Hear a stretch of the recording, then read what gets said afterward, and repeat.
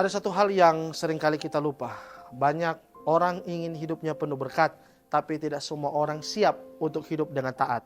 Kita sudah suka berdoa, Tuhan berkati aku. Tapi jarang yang berdoa, Tuhan ajari aku untuk hidup taat. Padahal seringkali berkat itu bukan tujuan akhir. Berkat itu cuma titik awal, dan ketaatanlah yang menentukan bagaimana berkat itu bertumbuh, bertahan, atau bahkan hilang. Halo shalom semuanya, selamat datang kembali di HDT ID. Hari ini kita akan membahas satu hal yang menarik, yaitu berawal dari berkat, jalani dengan taat, yang berbicara tentang mengampuni. Kalau kita jujur, hidup ini penuh dengan momen ketika Tuhan sudah memberi kita banyak hal baik. Kesehatan, keluarga, pelayanan, kesempatan, bahkan hal-hal kecil yang sering kita anggap biasa. Masalahnya bukan Tuhan tidak memberkati. Masalahnya seringkali ada respon di kita setelah kita diberkati. Karena berkat bisa membuat orang semakin dekat kepada Tuhan, atau justru membuat orang merasa tidak butuh Tuhan lagi. Dan di titik inilah ketaatan menjadi sangat penting.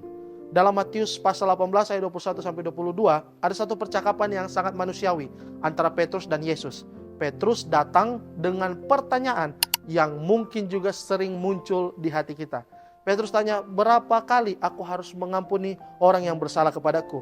Sampai 7 kali? Yang kalau kita hidup di zaman sekarang, mungkin kita akan bertanya hal yang sama. Berapa lama, berapa kali aku harus sabar dengan orang yang terus menyakiti aku? Berapa kali aku harus tetap baik? Padahal aku sudah sangat capek, aku sudah sangat lelah. Petrus merasa 7 kali itu sudah sangat rohani. 7 kali itu sudah sangat hal yang luar biasa. Tapi Yesus menjawab dengan sesuatu yang jauh melampaui logika manusia. Yesus bilang bukan sampai 7 kali, tapi sampai 70 kali 7. Yesus tidak sedang memberi angka matematika. Yesus tidak sedang menggambarkan gaya hidup. Ini adalah ketaatan yang radikal yang Yesus berikan, yang Yesus perintahkan bagi Petrus dan bagi kita sampai hari ini. Mengampuni itu sebenarnya adalah berkat. Karena orang yang bisa mengampuni adalah orang yang hatinya sudah bebas. Tapi mengampuni juga adalah ketaatan. Dan disinilah kita belajar satu prinsip penting. Banyak berkat Tuhan yang hanya bisa kita nikmati kalau kita mau taat. Tuhan bisa memberkati kita dengan relasi yang baik. Tapi kalau kita tidak taat untuk mengampuni, relasi itu bisa rusak. Tuhan bisa memberkati kita dengan pelayanan yang besar. Tapi kalau kita tidak taat dalam kerendahan hati, pelayanan itu bisa jadi sumber kejatuhan. Berkat itu seperti benih. Taat itu seperti tanah yang subur. Kalau tanahnya keras, benih yang terbaik pun tidak akan pernah tumbuh. Semua orang ingin hidup maju, karir naik, pelayanan berkembang, dan kehidupan rohani bertumbuh. Tapi jarang yang bicara tentang ketaatan yang sederhana dan konsisten. Kita ingin Tuhan langsung mengubah keadaan, tapi Tuhan seringkali mengubah hati kita lebih dahulu. Mengingatkan dengan kehidupan kita, mengingatkan siapa kita sebenarnya, mengingatkan agar kita selalu belajar untuk mengampuni. Mungkin hari ini kamu merasa Tuhan sudah memberkati kamu. Kamu punya pekerjaan, kamu punya keluarga, komunitas, pelayanan, atau kesempatan yang luar biasa. Pertanyaannya bukan lagi apakah Tuhan memberkati aku. Pertanyaan sekarang adalah apakah aku sedang hidup dalam ketaatan. Karena berkat tanpa ketaatan itu seperti mobil mewah tanpa rem. Kelihatannya keren tapi sangat berbahaya. Matius 18 ayat 21-22 mengingatkan kita bahwa ketaatan bukan cuma soal ritual rohani, bukan cuma soal datang ke gereja, bukan cuma soal pelayanan. Ketaatan itu nyata dalam cara kita memperlakukan orang lain, dalam cara kita merespon luka, dalam cara kita memilih mengampuni ketika ego kita ingin membalas. Mengampuni adalah identitas murid Kristus, bukan sekedar tugas moral. Dengan mengatakan 70 kali 7, Kristus menghendaki kita membuang perhitungan dalam mengampuni. Artinya ampuni aja, nggak usah ada hitung-hitungan lagi. Nah, pertanyaannya sekarang, mengapa mengampuni itu penting? Yang pertama, karena mengampuni menjaga hati kita tetap selaras dengan firman Tuhan. Ada satu luka yang tidak kelihatan di luar, tapi bisa sangat mengganggu di dalam. Namanya tidak mengampuni. Kita bisa tersenyum, kita bisa tetap melayani, tetap datang ke gereja, tetap kelihatan baik-baik saja. Tapi di dalam hati kita ada satu nama mungkin, ada satu peristiwa, ada satu kata yang terus berputar seperti kaset rusak. Tanpa kita sadari, luka itu bukan hanya tentang orang yang menyakiti kita. Luka itu perlahan-lahan menggeser hati kita dari firman Tuhan. Di zaman sekarang, orang bicara banyak tentang self-love, boundaries, dan healing. Semua itu penting, tapi ada satu hal yang tidak begitu populer, yaitu mengampuni. Karena mengampuni terdengar seperti kita kalah. Mengampuni terdengar seperti kita meremehkan rasa sakit. Mengampuni terasa seperti memberi orang yang salah itu kemenangan. Padahal di Alkitab, mengampuni bukan soal orang lain. Mengampuni itu soal menjaga hati kita tetap selaras dengan firman Tuhan. Matius 18 ayat 32-33 mengatakan begini, Yesus memberitakan sebuah perumpamaan tentang seorang hamba yang diampuni hutangnya yang sangat besar. Raja itu memanggil dia, melihat ketidakmampuannya, dan menghapus seluruh hutangnya. Itu bukan hutang kecil, itu hutang yang tidak mungkin dia bayar seumur hidupnya. Tapi setelah dia diampuni, dia keluar dan bertemu dengan sesama hamba yang berhutang jauh lebih kecil. Dan dia tidak mau mengampuni. Lalu raja itu memanggilnya kembali dan berkata, bukankah engkau pun harus mengasihi temanmu seperti aku telah mengasihani engkau? Kalimat ini bukan cuma teguran, kalimat itu adalah cermin bagi setiap kita. Seringkali kita ingin hidup selaras dengan firman Tuhan. Kita ingin keputusan kita sesuai firman, cara hidup kita sesuai firman, pelayanan kita sesuai firman. Tapi firman Tuhan bukan cuma soal apa yang kita baca di Alkitab. Firman Tuhan juga soal bagaimana kita memperlakukan orang lain. Mengampuni bukan soal tindakan moral. Mengampuni adalah sikap rohani yang menjaga hati kita tetap di frekuensi yang sama dengan hati Tuhan. Ketika kita mengampuni, kita tidak hanya memberikan kelepasan kepada orang itu, tetapi kita juga membiarkan Tuhan melepaskan segala kepahitan yang ada dalam hidup kita. Dan ketika kita menolak mengampuni, sebenarnya kita sedang keluar dari irama hati Tuhan. Coba bayangkan, orang yang paling sulit kamu ampuni bukan yang paling bikin kesalahan yang kecil, tapi yang benar-benar meninggalkan luka. Mungkin orang tua, mungkin pasangan, mungkin teman pelayanan, atau mungkin pemimpin rohani, atau bahkan bisa diri sendiri. Setiap kali kita mengingatnya, ada rasa panas, ada emosi, ada keinginan untuk menjauh atau membalas. Dan disitulah firman Tuhan sering terasa jauh. Karena hati yang penuh kepahitan sulit mendengar suara Tuhan yang jernih. Banyak orang hari ini rajin rohani, tapi hatinya lelah. Banyak orang melayani, tapi hatinya penuh pertanyaan. Banyak orang yang membaca firman, tapi tidak lagi merasakan kehadiran Tuhan seperti dulu. Kadang masalahnya bukan karena Tuhan menjauh. Kadang hati kita yang perlahan menjauh karena kita menyimpan hal-hal yang Tuhan minta kita lepaskan. Mengampuni itu bukan cuma perintah. Mengampuni itu seperti membersihkan lensa hati, supaya kita bisa melihat Tuhan dengan jelas lagi. Kalau handphone kita penuh dengan file misalkan, penuh dengan sampah, performanya jadi lambat, jadi lelet lah. Aplikasi berat, baterai cepat habis, sistem sering hang. Hati kita juga mungkin seperti itu. Kepahitan, dendam, dan luka yang tidak diserahkan kepada Tuhan, itu seperti sampah rohani. Tidak terlihat, tapi membuat kehidupan rohani kita berat. Nah, mengampuni seperti membersihkan atau membuang sampah. Bukan menghapus memori, tapi membersihkan beban-beban yang tidak perlu. Yesus tidak berkata kalau kamu mau mengampuni. Yesus berkata dengan nada yang tegas, kalau kamu sudah menerima belas kasihan, kamu dipanggil untuk memberi belas kasihan. Bukan karena orang lain layak, tapi karena kita sudah lebih dahulu menerima anugerah. Dan di titik ini, mengampuni menjadi cara kita menjaga hati dengan selaras dengan firman Tuhan. Bukan selaras dengan perasaan, bukan selaras dengan logika, tapi selaras dengan karakter Tuhan. Mungkin hari ini kamu datang ke ibadah dengan hati yang penuh doa, tapi ada satu nama yang selalu muncul ketika kamu berdoa.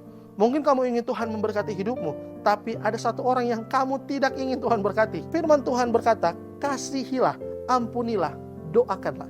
Hati kita berkata, jauhi, abaikan, lupakan.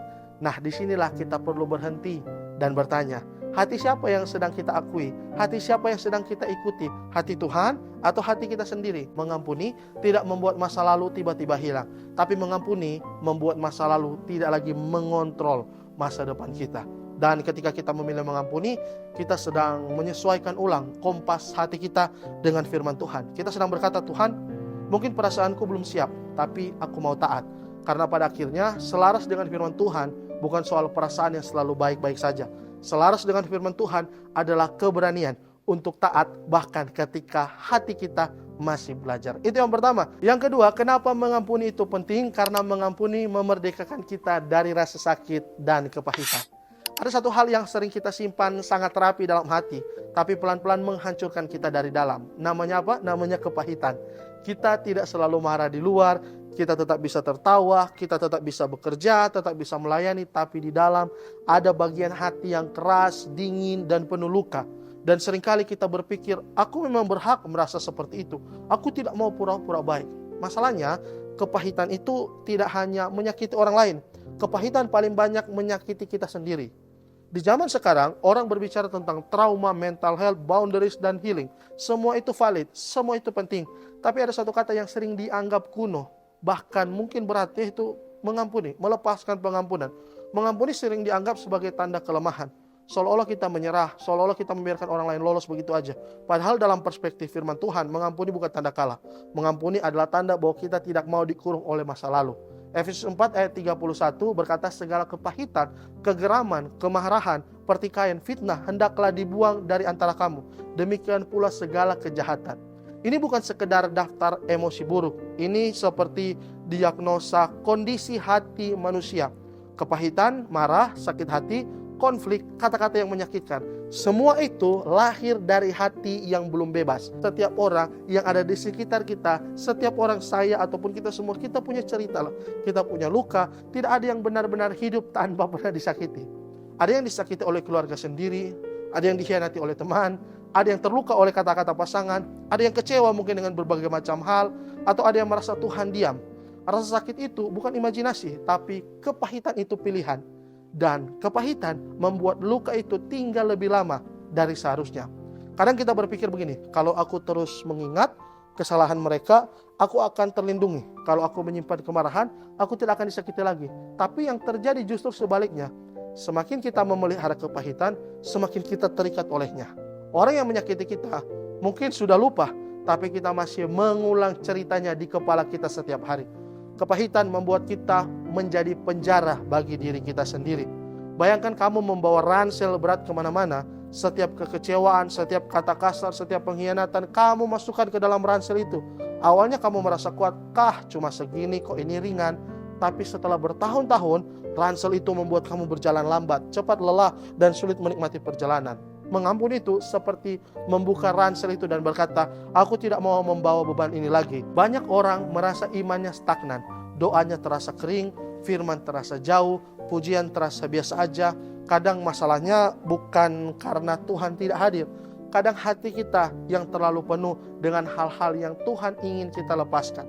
Kepahitan membuat hati kita sempit, padahal kasih Tuhan sangat luas. Dan mengampuni adalah cara Tuhan untuk memperluas hati kita lagi. Efesus 4 ayat 31 bukan cuma perintah moral, ini undangan menuju kebebasan. Ketika Paulus berkata buanglah segala kepahitan, dia seperti berkata jangan biarkan masa lalu menentukan masa depanmu. Mengampuni bukan berarti kita menghapus keadilan. Mengampuni bukan berarti kita menyangkal luka. Mengampuni berarti kita menyerahkan luka itu kepada Tuhan, bukan menyimpannya sebagai identitas. Mungkin hari ini kamu datang dengan senyum, kamu datang ibadah, kamu datang pelayanan dengan ramah tamah dengan senyum, tapi ternyata masih ada luka lama yang masih aktif. Mungkin kamu sudah move on secara fisik, tapi belum secara hati. Setiap kali mengingat orang itu, dadamu sesak. Setiap kali melihat situasi yang mirip, emosimu naik lagi. Dan tanpa sadar, kepahitan itu menjadi filter cara kamu untuk melihat dunia.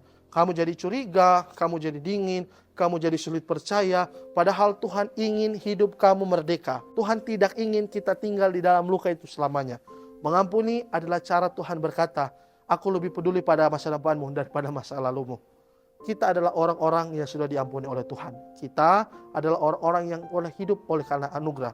Kita adalah orang-orang yang menerima belas kasihan yang layak, yang tidak layak kita terima. Dan ketika kita mengampuni, kita sedang hidup sesuai dengan identitas baru. Bukan sebagai korban masa lalu, tetapi sebagai orang yang merdeka di dalam Kristus. Mengampuni tidak selalu instan. Kadang itu butuh proses. Kadang itu harus doa yang diulang. Kadang itu keputusan yang harus kita ambil lagi dan lagi. Tapi setiap langkah kecil menuju pengampunan adalah langkah menuju kebebasan. Efesus 4 mengingatkan kita bahwa kepahitan itu bukan teman, bukan pelindung, bukan identitas. Kepahitan adalah beban yang harus dibuang supaya kita bisa berjalan ringan bersama Tuhan. Dan hari ini mungkin Tuhan tidak hanya ingin menghibur luka kita, Tuhan ingin memerdekakan hati kita. Mengampuni bukan tentang siapa benar siapa salah, melainkan keputusan iman untuk membebaskan diri dari belenggu kepahitan dan membuka ruang bagi kuasa Tuhan untuk bekerja. Itu yang kedua. Yang ketiga, yang terakhir, kenapa mengampuni itu penting? Karena mengampuni membuka jalan bagi pemulihan dan berkat Tuhan. Ada satu pintu dalam hidup rohani kita yang sering tertutup rapat, bukan karena Tuhan tidak mau membukanya, tapi karena kita sendiri yang tidak mau melepas pegangan dari gagangnya. Pintu itu bernama pengampunan. Banyak orang berdoa tentang pemulihan, banyak orang berdoa tentang berkat, banyak orang berdoa supaya hidupnya dipulihkan, relasinya dipulihkan, pelayanannya dipulihkan, ekonominya dipulihkan, imannya dipulihkan, tapi jarang yang sadar bahwa salah satu kunci terbesar pemulihan itu sangat sederhana, tapi sangat sulit dan sangat pribadi, yaitu apa? Yaitu mengampuni. Di zaman sekarang kita hidup di era yang sadar akan luka. Kita bicara tentang trauma, tentang toxic relationship, tentang hal-hal yang membuat kita terkurung dalam lingkaran yang semuanya itu terasa sangat menyakitkan.